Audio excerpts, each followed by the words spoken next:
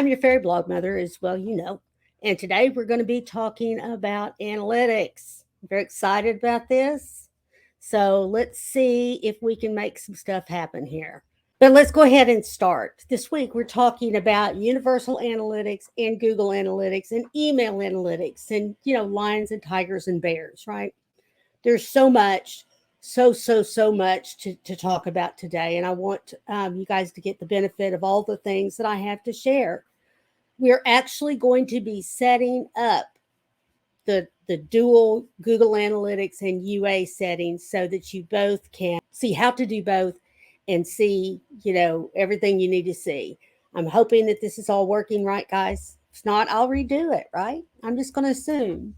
So, Google Analytics in general. Remember that every Tuesday, I'm going to be talking about analytics of some kind. So you can look forward to that. It will not always be Google. Sometimes it will, and I'll be, digging in deeper to some of the things that can help you and some of the things that you need to actually analyze. But this week, of course, we're talking about the regular analytics. Just a little bit of history for you. Back in 1996, way back in the day, right, is when Google Analytics first came to be. And the application was called Urchin. When the internet was born, it was born on a operating system called Unix, and with a bunch of basically hippies, to be honest with you, that worked out of Berkeley, and they developed this system, and then of course the government got involved, and it went from there. But they had quite the sense of humor. A lot of the Unix commands that are still existent today are hilarious. And so they named things accordingly. Urchin was just a little urchin that ran around and gathered information. And so, thus, we had Urchin. We had Urchin from 96 to 2005. This was not a free service. This was something you had to pay for. And so, it was like, I want to say $600 a year. It was not cheap. Okay. But it was important back in the day, more so even than it is now. And reporting was the joke. I mean, they provided analytics, and then you had to figure out how to cube it and work with it and do all the data warehousing things that go with that. Then in 2005, Google said, hey, you're pretty cool. I'm going to buy you. Imagine that. And Google bought it and put their little flavor on it, and it was called Urchin by Google. And that lasted until about 2012, and Google said, you know what, we're going to make a portion of this available to all people on the internet, and we're going to call it Universal Analytics. And so, that was the thing. And everybody got on the bandwagon of Universal Analytics. And that was all great. And we had lots and lots of information there that we could choose from. But it didn't always work right. But it was pretty good. Had a good run, about 10 years worth. Well, then the other day, they wonderfully came out with this email that says, oh my God, we're going to quit using Google Analytics. It's going to be retired next year. And everybody gets into this major panic. Well, we'll talk about a couple of those things coming up in the next few slides. So it does retire next year. So they came out in 2019, they came out with this Google Analytics 4. And it changed everything. I am talking about changing everything. So let's talk about that some more. We're part of an ever-changing environment. Well, change is absolutely necessary. As I said yesterday, just when we get it kind of figured out, they change the rules on us, don't they? So we're going to talk about some upcoming changes in Google Analytics and in email analytics as well, because there are changes ahead. So analytics in general, email analytics, and using GA4 and UA together. That's what we're going to talk about today. I'm going to try to keep it to 30 minutes, but chances are it's going to be 45 minutes or an hour. I apologize for that. So, analytics in general, why do we even use them? We use them in ad tracking. If you're running any types of ads, you need to know who to target. And Universal Analytics was really good at that because it said, okay, target everybody. I say by IP address, and the reason I say by IP address is because the IP address, generally speaking, could tell you what country or what area that you were in. Okay, generally speaking, not always true, but generally speaking, that Comcast, in Arkansas starts with a 172.16 or whatever, right? And so that's sort of the way they did it. And so it was general information available about user behavior. What did they look at? How long did they stay on a page? Those kind of things. And then third party cookies came along and they said, we're going to put a cookie there that says you've been here before so that I know how to give things just to you because you've been here before. Well, third party cookies are going away too. The last click attribution is what we usually knew it as, was a standard yardstick, and it's not anymore. And it's going to affect affiliate marketing. Think about it. When you do affiliate marketing, you want to know who referred, right? Well, you can do that, of course, by, you've got a referral code. But how do you think that referral code gets tracked? Well, through a cookie. And if cookies are going away, we're going to have to find another way. Is there a solution yet? Not that I know of, but there will be. Okay. So either way, you're going to have a marketing strategy in the next year. You got to have a way that you're tracking things, a way that you're measuring things. And why do you bother to measure? Well, if I keep sending out this product and nobody's buying, I need to look at a couple of things, right? Am I addressing the right people? Is my content good enough? And of course, what about my message? Am I telling them what they need to know? What will attract that group of people that I'm looking at?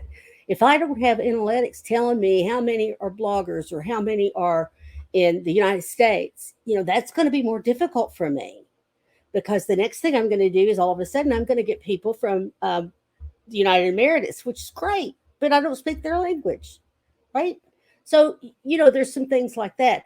Plus, you're spending ad money in places that you don't want to track because you don't speak their language, or you do speak their language and you don't want to track the US, those kind of things. So there's got to be a better way, and we're going to have to figure out a way to do that.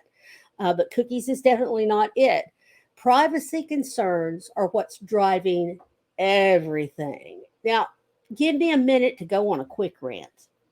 As most of you know, I am a cybersecurity professional in the outside world. This is what I do for a living. I've done it for well over 25 years. I'm good at it. I know a lot about it. I understand that people want to be private in their lives. I got that. I understand you don't want people looking into your world. Well, I've got a couple of things to say about that. Stop posting your life on Facebook and Instagram. Okay, rant over. Generally speaking, though, it's not going to affect your life if they know where you're from. It's not going to affect your life if they know that you're female, generally speaking. I kind of tend to have a problem with the whole male female thing and the whole demographics thing, as far as if you're white or black or American Indian. I don't think that's anybody's business, but I see why they would want to track that. So, privacy concerns, we've become a nation of privacy stupid.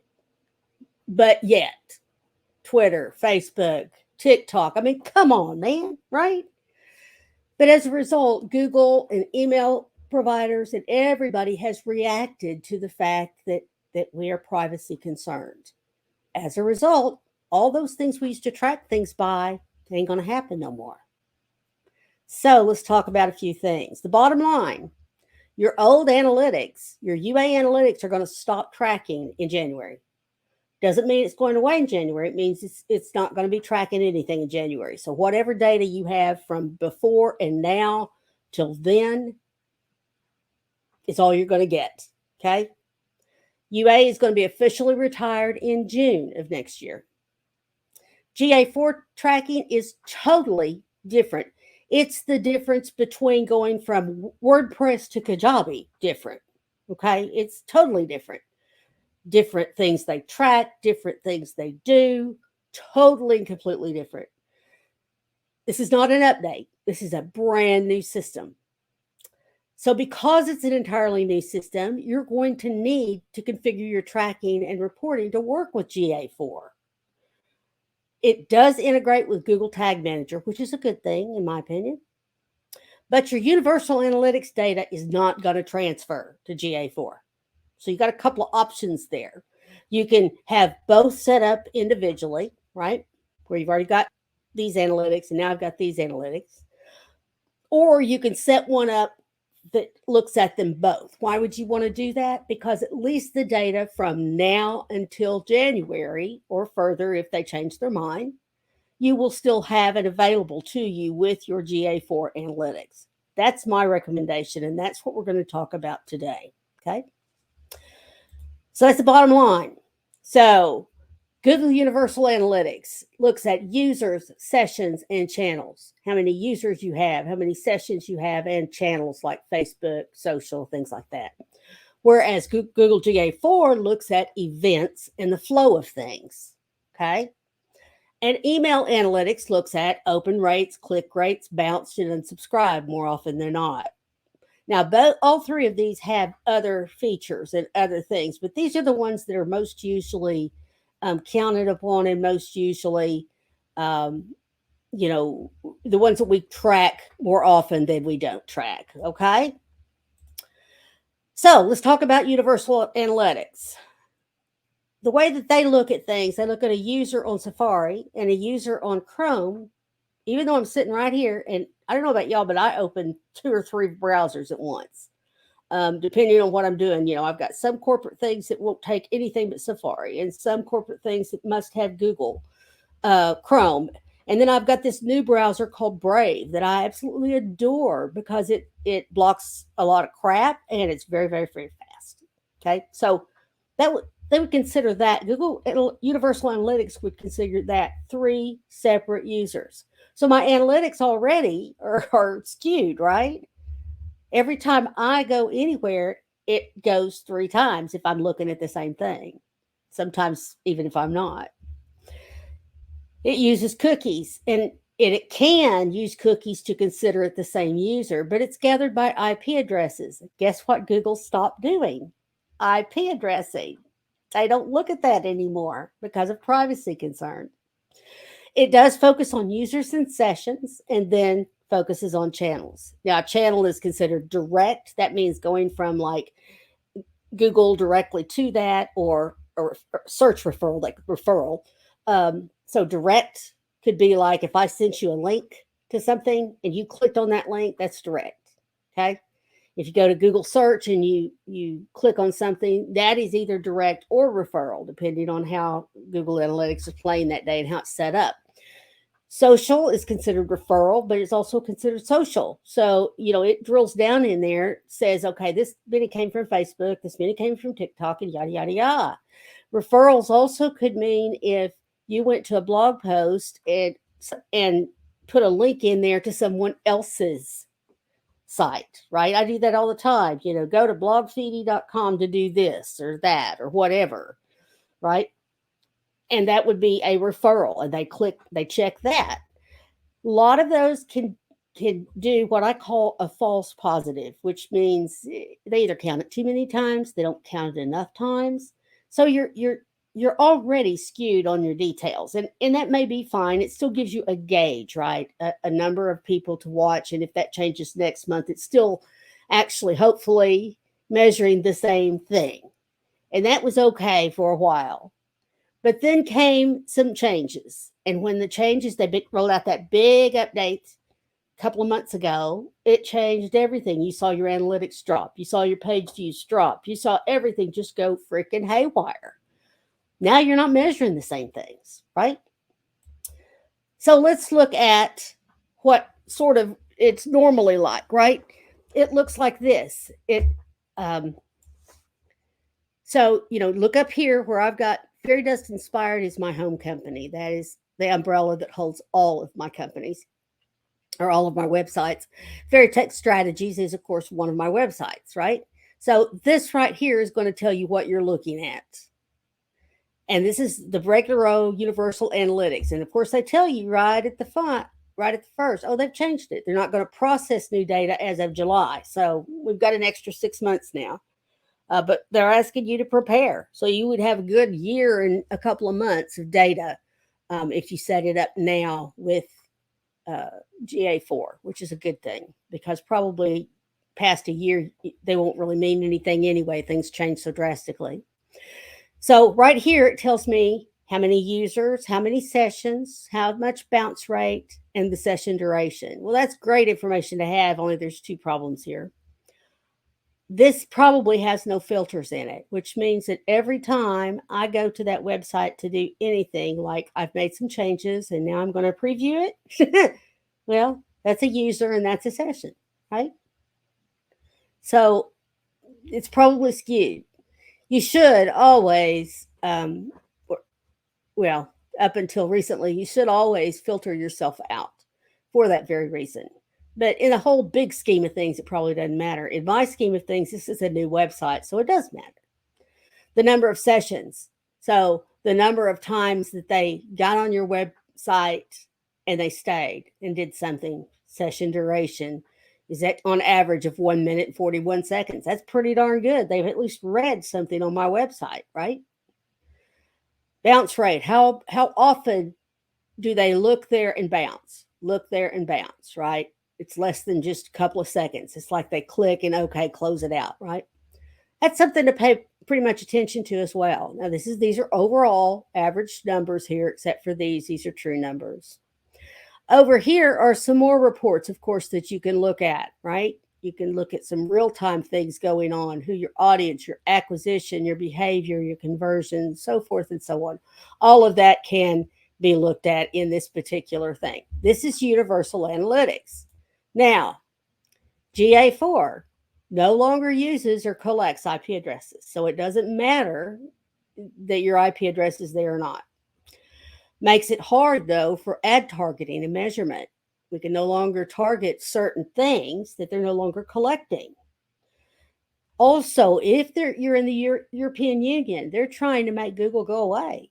They're not recognizing Google Analytics as privacy driven. They're looking at it as against their, brain. Okay, that thing that the European Union makes you put on websites that says, I agree that I am subscribing from this. I'll think of it later, but you know what I'm talking about, hopefully. User privacy is at its core of GA4. That's just the way things are in GA4. It does focus on events, and they feel that that is a better measurement for user engagement with marketing content for future marketing. Okay. They think that focusing on what happens and how they go through a website is more important than how many times they go to the website, for example, which is a good thing. So it looks more like this, right? See, I'm at GA4 on this one. The number of users, you'll notice, was slightly different than the number of users they had on the other page. The number of new users, the average engagement time is totally different. And the total amount of revenue. They're actually reading the revenue that I have on one of my websites, right? So that's some great information to have. It really is. They further have lots of things. They have the data filter where you can filter out your. They have a lot of different things, basically. The data filter, there's some admin tasks and certain events that you can choose to look at or not look at. Maybe total revenue is not important to you, or engagement time is not important to you, and there's some other things that you can choose. Over here on the left, you still have things. It's hard to read, but down at the bottom, when you click on this, basically, it will expand and tell you that's more reports you can draw, that's more analytics, so forth and so on. There's targeting. You can set up goals or targets, if you will, and have Google track that for you as well. So it doesn't look a whole lot different, but as you can see, there's nothing about sessions. There's nothing about users. They choose engagement time versus just session time. What's the difference? Engagement time is I'm actually doing something on that page. I'm interacting. I'm scrolling up or down, or, I'm clicking something. Something is happening on that website. Whereas the average session time, I could open this right here, just let it sit for days, right? And that would show up as a session time. That's totally different. So it kind of makes sense that they're going in another direction. It's just going to be really difficult for us to get used to. Email analytics. They're always used to look at open rates more often than not. However, as of Apple in its infinite wisdom, As of their iOS update to 15, that is no longer an option because they added a privacy option, right? So now the rates are skewed, yeah, screwed, but they're skewed entirely. It's going to show more open than it should because as they've done this, in some cases, Google actually takes those analytics and puts it in the Google Cloud of its own. And when it does that, it considers those as open. Well, now everybody's opening your email, right? If it didn't bounce, it's pretty much open. So your open rates could be skewed depending on various factors. You can't count on them anymore. Click rates are more useful. That's how many times someone clicked something in an email, whether it's your website, um, a product you're selling, uh, join a Facebook group, those kind of things. Every time there's a button or a link for them to click, that is a click rate. And some email systems will even track what actually was clicked. I clicked to go to a Facebook page, so forth and so on. Now, bounced is not always bad. I mean, it's bad, but it's not always a bad thing. It doesn't always mean that people gave you erroneous email addresses. More often than not, they did. But bounce could also mean that they typed it in wrong. I left out an I in Annie. It could also mean that they tried to get to it, and for whatever reason, my email system was shut down for 2 days. And when they tried to get to it, it said email doesn't exist, and now it's bounced. Right? I have a client that happened to. They used an email address forever and always got email at that address, and then all of a sudden she changed email providers, and it was down for a couple of days. And whatever email I sent her bounced. Now I can no longer use that email in my email system because it considers it as bounced and not valid. Pretty weird, huh? But it will tell you how many of those have happened. And if you see a trend going on, there may be more than you know about. Okay.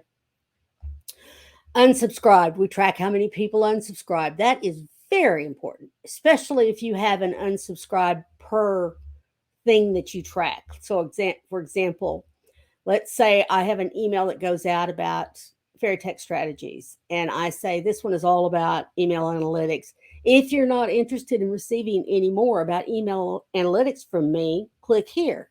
I won't send you any more. That's a good thing. That means you unsubscribed from what you did not want to see, but you stay subscribed to what you do want to see. So again, take that, for what it's worth. It could be a good thing or it could be a bad thing. If they're unsubscribing just from a portion of your emails, that's perfect. If they're unsubscribing entirely, that's another story. Especially if you see a lot of that going on, something is happening. Your best bet in email analytics is to do A B testing, right?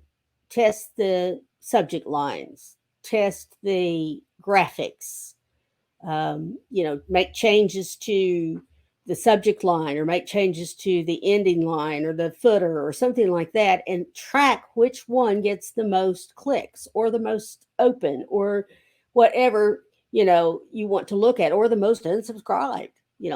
It will help you to determine what is a good email that your people want to see.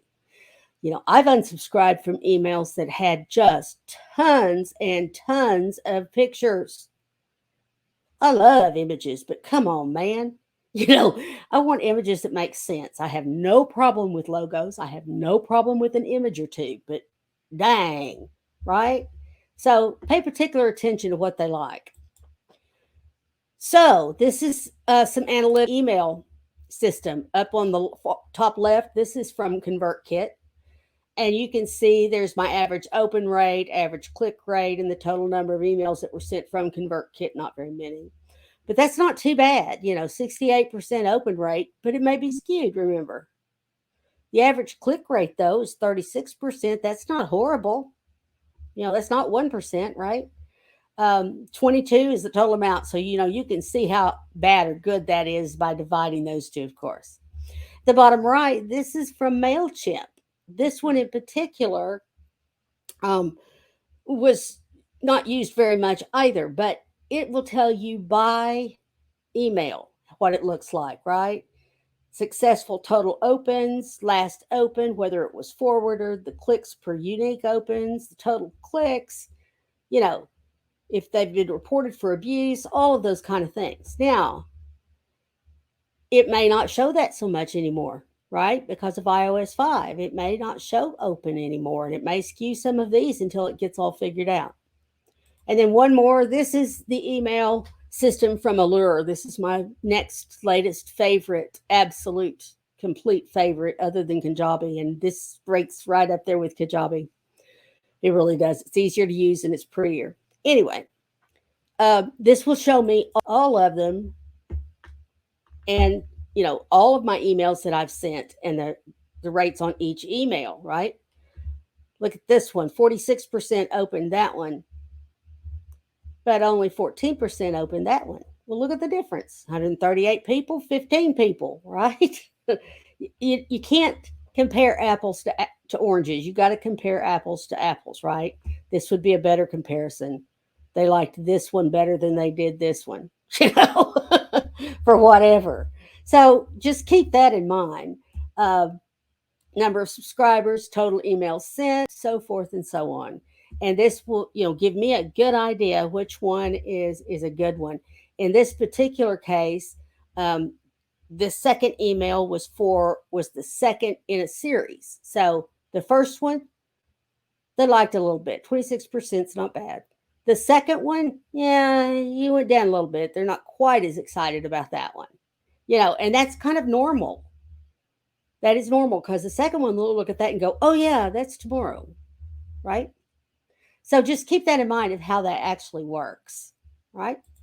So what is my solution? My solution is to use both UA and GA4 analytics and to pay attention to your email analytics. So I'm going to show you how, and this may be faster than you like, but you can always rewatch this. I'm also going to put it out as an unlisted video on YouTube, and I will put the link in the group to show you that. So what you want to do when you get to analytics, if you have already, we're going to assume that you have already created a new account for your analytics, right? Peace. So you go to googleanalytics.com, and however you're logged in, so you log in as your new person, right? So I'm going to log in as my new person, and it will come up. I'm just going to go here and show you. See, right now I have Fairytech Strategies as a Universal Analytics or as a GA4. I want to show you both. So I'm going to create a new one, right? So there's my analytics. I'm going to combine them. I'm going to get a whole new one. So go down here to admin and go up here to create account. Give it a name. EA and UA demo. If you have an organization, you can link it to that organization. Account data sharings. Do you want to share your data with anybody? And I leave it at defaults. It doesn't hurt anything. Again, you have access to however many accounts. The maximum is 100. So this is not going to hurt you in any way. Next, property details, property name. You want to give it a name. UA and GA4 demo. You want to set your time zone. You want to set your currency, right? Show advanced options. Slide this over to the right so that it is now on. Give it my website URL. Make sure that is set for HTTPS. Create both a Google Analytics 4 and a Universal Analytics property. Click the box to enable enhanced measurement for Google Analytics 4 property. Click Next. I am in the industry of online communities. I am a small business, and I'm going to check them all.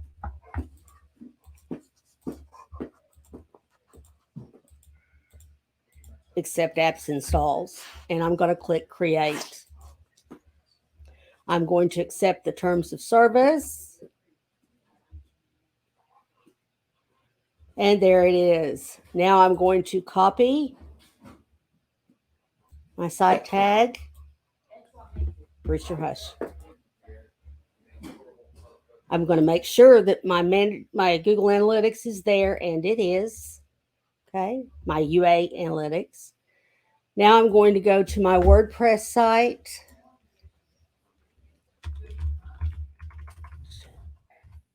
Trying to think which one for Crime Diaries. Well, let's go to Fairy Tech Strategies. It's not on WordPress, but I'll give you the idea anyway. So I go to WP Admin WordPress. You want to go to either plugins if you have it plugged in, or tools usually. If you don't, it's under header and it's not there. So I have it under header and footer right there under settings. I'm sorry. Settings, header and footer. Okay. This is going to go in your header. I've already got one in there. I'm going to take it out.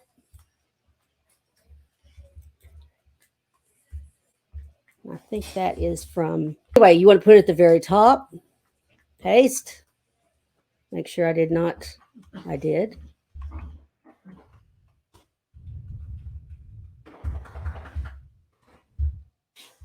Your script is in green. Okay. And save. That's how you do it. Okay. I'm going to take that out and I'm going to put it in the right place here. Just a second. So in my particular allure that I like, that I have my Fairy Tech Strategies in, same would go for Kajabi. Anything that you have that is like an all-in-one, you want to go to your global website settings, wherever that is, right? And you want to go to your code. And you can see I've already got the Google Tag Manager, so I'm just going to delete that because I want to do this one, the one I just did, right? Paste it in there, click Save. And then to test it, you need to go to Fairy Tech Strategies, right? And, do a few things and see what's happening, right? It goes to Fairy Blog Other. There's my workshop for this week. Do a couple of things. Then go back to Analytics. Go back to Google Analytics and choose that one that I just did. And it's going to take a little bit, but it should start showing up here, all the things that you're looking for. Okay. So just give it a few minutes and it will, I promise you, start looking. Yeah, it takes about 5 or 6 minutes. So there it is right here. Users in the last 30 seconds. At least it's got my users there. So it'll start looking at things. It does recognize my country, which is a good thing, right? You can view the real-time information on it, and it's going to tell you a few things, right? See, it shows you exactly where I went, those 2 sites, right? Here's some page view information. It even gives you your session start and your user engagement, right? So it does give you some information, but keep in mind all of these events were one person. So we don't care so much about users anymore. We care about how many events it hit. Now, here's the weird thing. On this one, the events, all of these things were on one page. The checkout, the click button, the first visit, it started the session, and the user engagement. Those are all one person, all one event, right? I looked at 2 pages, but those are all on one. So you need to kind of keep in mind what you're looking at and start learning to decide what that does for you and what things you really want to see. Okay. All right. Let's go back over here. So that's how you set it up. You're going to want to stop this and start it and stop it and start it, I'm sure, to be able to do it. But Okay, so what I want you to do is keep doing all the things. Do your blogging if that's what you do. Do your YouTube, do whatever you're doing. Just keep doing it. Keep consistent no matter what you're doing. And let me know, of course, if we can help in any way.